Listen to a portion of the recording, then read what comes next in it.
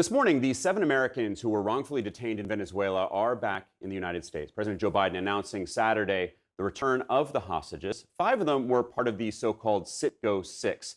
They were our oil executives who were detained for more than 4 years. They were freed in exchange for the release of 2 nephews of Venezuela's First Lady. They were convicted on drug charges. All of these releases adds to the growing list of American hostages freed under the Biden administration.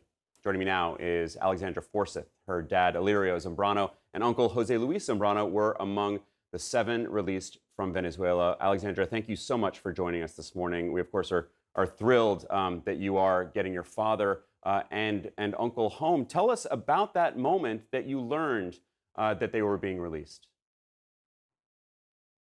It was like the biggest relief and feeling of euphoria that like I could ever describe. I had ironically turned my phone off for like 30 minutes to go do some exercise and get my mind off of things.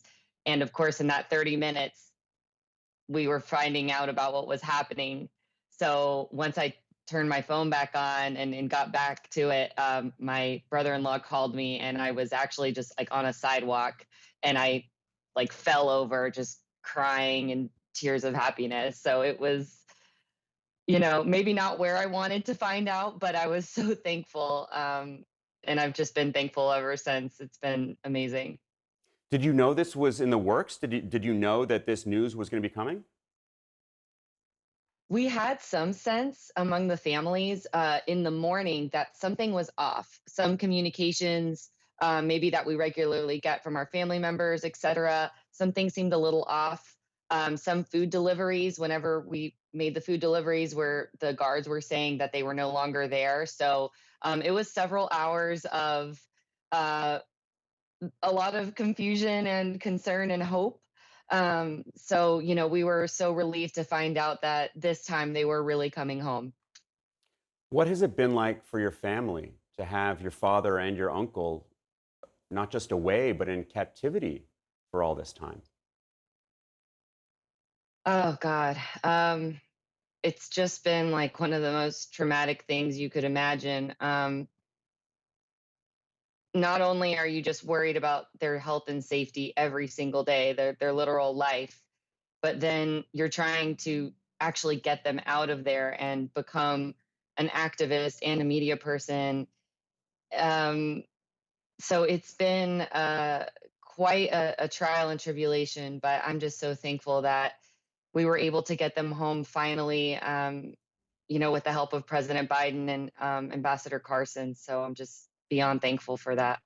Ambassador Carsons is in charge of the office known as SPIHA at the State Department, who negotiates these releases. Alexandra, you have been able to see your father. He's at a hospital right now. But has he discussed with you in that limited time that you've seen him how he was treated and what the conditions were in captivity? We did get to see him for about an hour yesterday, which was extremely amazing. And it was longer than I thought I'd get because of the medical treatment and program that they're a part of right now to help, get them back into normal life here. So we wanted to be mindful of that. But, I can tell you that I think the past 24 to 40 hours have been just as crazy for him as it has been for us. Um, I think he's a man of faith, and I think he has a lot of trouble, condemning others for what he's gone through, and he's trying to focus on the gratitude of being home. But I could see some pain in his eyes as he discussed even the final moments of trying to get on the plane to come here. He was in shackles, he was bound. They treated him like a prisoner until the very last moment. So I think he's very happy to be home Mhm. and here with us. And as we noted, these men, these Americans held hostage, were released as part of a swap. 2 of the nephews of the First Lady of Venezuela were handed back in exchange. This is what Florida Senator Marco Rubio had to say about this exchange. Let's take a listen. Every time you do one of these deals, and I wanted those people released as much as anybody, but every time you do this, Now others know I can take Americans, I can hold them until I need something as a bargaining chip. So what that has done is now sent a message to tyrants and dictators all over the world to go ahead and trump up some charges and arrest some Americans, because when the time comes, we'll be able to exchange them. So I think 7 innocent American hostages in exchange for 2 convicted drug dealers who happen to be the nephews of Maduro is a huge win for Maduro, and unfortunately puts Americans all over the world now in danger. Alexandra, what do you feel when you hear that from Senator Rubio? I find that those comments were extremely unhelpful and misinformed. I'm disappointed that a leader in our country is perpetuating this myth that getting our people home actually puts Americans at risk. And you know what I would ask Senator Rubio is, you've supported getting them home. You have done absolutely nothing for me or my family or most of these men, and any of the families could tell you that.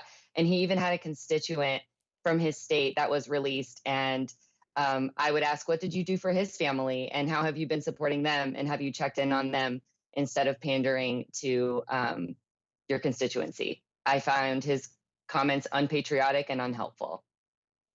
Well, Alexandra Forsyth, we have to leave it there. But of course, we are so happy for you, for your family, wishing all of you the very best as your father and your uncle and the others settle back into normal life here in the United States. Wishing you all the very best.